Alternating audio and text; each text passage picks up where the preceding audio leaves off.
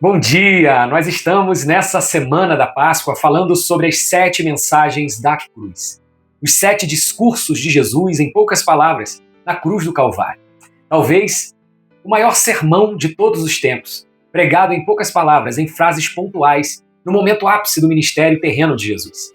E hoje, a 5ª mensagem da cruz, que está registrada lá no Evangelho de João, capítulo de número 19, a partir do versículo 28, diz assim: João 19, a partir do versículo 28.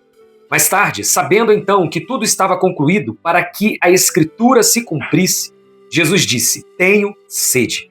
Estava ali uma vasilha cheia de vinagre.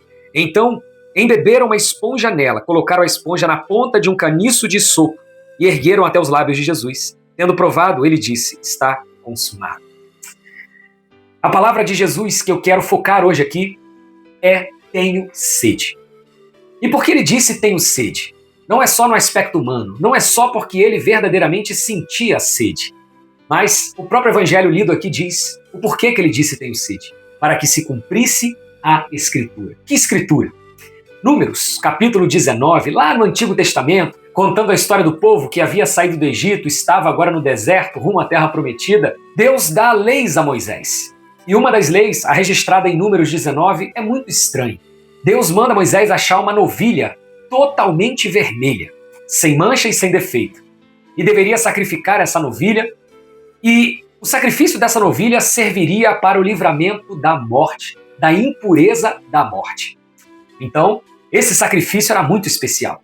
E lá no versículo 6 de Números 19, lá no final do sacrifício, diz que deveria pegar um pedaço de caniço de sopo, deveria pegar um pano carmesim, um pano vermelho e ser colocado, então, no sacrifício da novilha.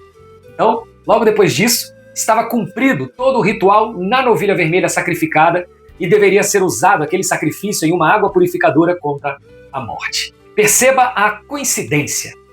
Jesus, ele diz tenho sede. Ao invés de darem água para ele, colocaram num caniço de sopo, numa esponja embebedada de vinagre, vinagres naquela época feitos de vinho, ou seja, numa esponja vermelha, e colocaram sobre Jesus. Igualzinho que era colocado na novilha vermelha, no sacrifício da novilha vermelha. E sopo com um pano vermelho colocado no sacrifício. E depois que acontece isso com Jesus, ele diz está consumado. Mas no início do capítulo 19 de João, diz que Jesus, depois de ter sido surrado e julgado por Pilatos, colocaram uma coroa de espinhos sobre a sua cabeça, o seu rosto possivelmente estava todo ensanguentado, e para zombar dele, pois ele dizia que era rei, diziam que ele era rei dos judeus, colocaram ali uma túnica púrpura, uma túnica vermelha sobre ele, ou seja, Jesus estava todo vermelho, da cabeça aos pés. Além disso, ele não tinha pecado, ele era sem mancha e sem defeito, assim como aquela novilha vermelha que Deus havia mandado Moisés achar. Acaba o capítulo 19 de Números, e o capítulo 20 entra, fala da morte de Miriam, e não diz se Moisés achou a tal novilha vermelha.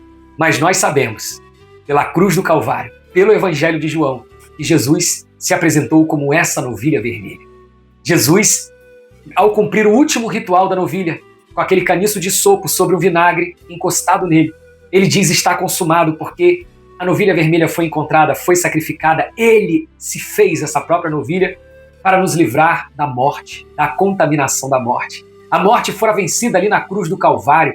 A morte, ela não pode mais vencer aquele que crê em Cristo, porque a morte agora passa a ser só uma carruagem que nos leva a viver eternamente com o Senhor no paraíso, como aconteceu com aquele ladrão à sua direita na cruz, que no último minuto se arrependeu, e como acontece com todo aquele que crê em Jesus de fato, é livrado da morte eterna, está em vida, e vida eterna com ele para sempre. O sacrifício de Jesus é o sacrifício que nos livra da morte eterna, nos traz vida, vida em abundância, a vida eterna, que já começa nessa terra para aqueles que creem nele.